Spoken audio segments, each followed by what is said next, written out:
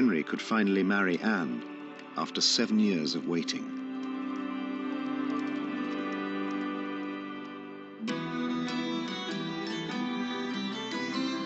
Their marriage triggered raucous merriment at the palace. Plays and dances ran late into the night.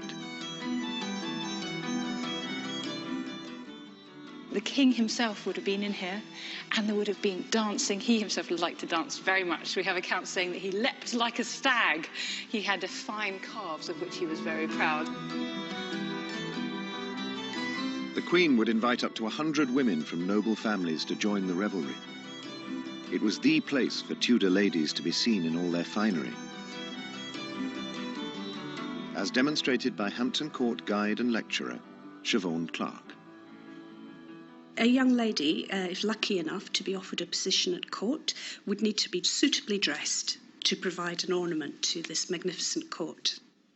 So we're just going to put on the 4 sleeves here, which you can see actually match my kirtle, but they're a separate piece altogether, which get tied on with a ribbon onto my French gown. A Tudor lady might wear up to 5 layers of clothing. We know that the climate was much colder in the mid-16th century, and the palace is right by the river. It could be cold and draughty. A word about corsets, because people always think that, like the Victorians, that it's going to be really, really tiny waist.